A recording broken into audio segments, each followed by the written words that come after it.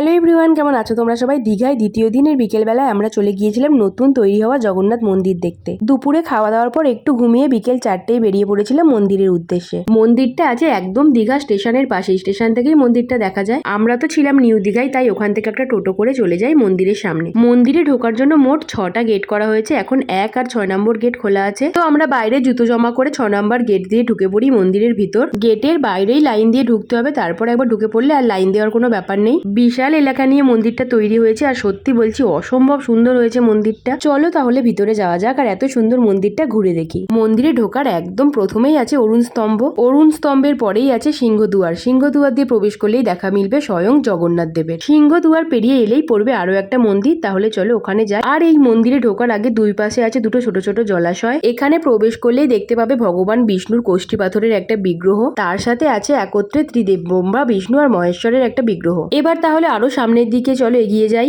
দুটি দুয়ার পেরিয়ে এলে এবার পড়বে ভোগ মন্দির। এই ভোগ মন্দিরে যাওয়ার জন্য দুই দিক দিয়ে সিঁড়ি আছে, তাহলে চলো একটা সিঁড়ি দিয়ে পৌঁছানো যাক ভিতরে। ভোগ মন্দিরের ভিতরটা তোমাদের আর দেখাতে পারলাম না, কোনোভাবে ভিডিওটা ডিলিট করে ফেলেছি। ভোগ মন্দিরের পরেই আছে নাট মন্দির। এবার এসে গেছি নাট মন্দিরে। এই নাট মন্দিরটা করেছে অসম্ভব সুন্দর। পুরো নাট মন্দিরটার ভিতরে এরকম বড় বড় 16টি থাম করা হয়েছে, তার সাথে এই নাট মন্দিরে আছে গরুর স্তম্ভ। এবার নাট মন্দির পেরিয়ে এগিয়ে যাই মূল মন্দিরের দিকে। এসেই দেখা পেয়ে গেছি বলরাম, সুভদ্রা আর জগন্নাথ দেবের। দর্শন করে একেবারে মন ভরে গেছে, যেহেতু প্রচুর ভিড় ছিল, বেশিক্ষণ দাঁড়াতে দিচ্ছিল না, তাই এক ঝলক দেখেই বেরিয়ে গেছি। খুব ভালো সেদিন বিকেলটা কেটেছে। এরপর বাইরে বেরিয়েই আমাদের যেটা কাজ থাকে ফটো তোলা, প্রচুর ফটো তুলেছি, ভিডিও বানিয়েছি। সন্ধে হওয়ার পর সব আলো জ্বলে ওঠার পর যেন মন্দিরটা আরো সুন্দর দেখতে লাগছিল। মন্দিরের চারপাশেও এখন অনেক কাজ চলছে, আর রথও বানানো হচ্ছে, যেহেতু সামনেই আসছে রথ। আরো কিছুক্ষণ ওখানে সময় কাটিয়ে চলে আসি হোটেলে। এবার রেডি হয়ে গেছি যাবো ওল্ড দীঘায়। নিউ দীঘা থেকে সি বিচ ধরে হাঁটতে হাঁটতে পৌঁছে গেছি ওল্ড দীঘায়। হাঁটতে হাঁটতেই পেয়ে গেছি দীঘার পুরনো জগন্নাথ মন্দিরের দেখা,